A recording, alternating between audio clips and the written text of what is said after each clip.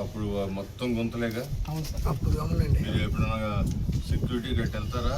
కానూరు రోడ్లో కానూరు రోడ్ ఎట్లుండేది అంతకుముందు? ఇప్పుడంతా బాగుంది. అసలు ఎట్లుండే రోడ్లు అప్పుడు పింఛన్ అంత ఉందిగా నీకు?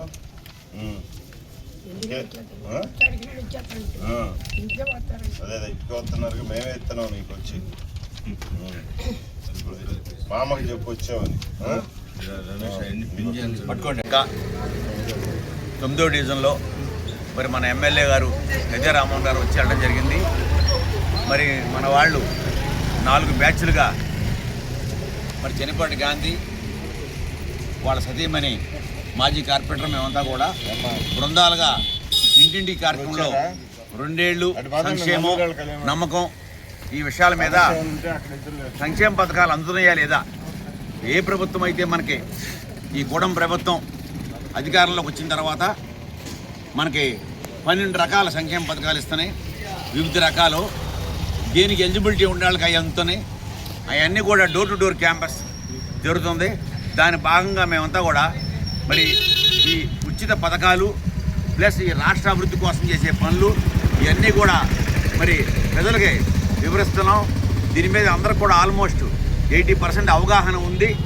ఇంకా కూడా కొంతమంది కొన్ని చెబుతున్నారు ఏంటంటే వాళ్ళకి మరి ఇల్లు ఉండి హౌస్ ట్యాక్స్ ఉండి ఇన్కమ్ ట్యాక్స్ కట్టి వాళ్ళకి మరి పెన్షన్ అందట్లేదని ఇంకోటి చాలా తక్కువ మంది అది చెప్పేది.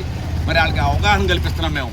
అమ్మ ఇన్కమ్ ట్యాక్స్ కడితే మీకు రాదు, ఇన్కమ్ ట్యాక్స్ కట్టకూడదు. ఇన్కమ్ ట్యాక్స్ కడతామంటే మీరు చెక్కులు అక్కడ వర్కులు చేసేసి నిన్న మేము కొన్ని వార్డుల్లో గాంధీ గారు మేమంతా తిరిగితే కూడా 1-2 చెప్పారు మాకట్ట. అలాగే ఆల్మోస్ట్ అన్నీ కూడా దీంట్లో మనం ఇన్ని పథకాలు ఇచ్చాం, అన్నీ కూడా మేము అనుభవిస్తున్నాం. బస్సులో వెళ్తున్నాం.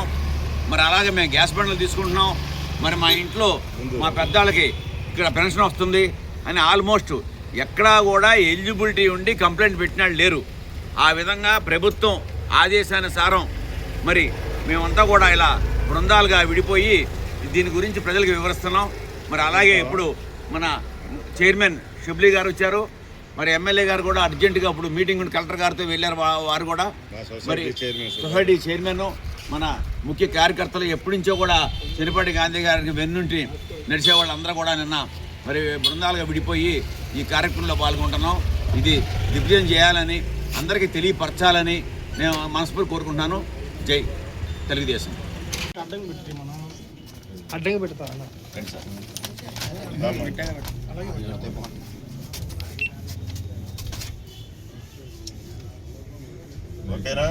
ఇన్కమ్ ట్యాక్స్ కట్టే వాళ్ళకి మాకు కూడా రావట్లేదనే ఆలోచనలో ఉన్నారు.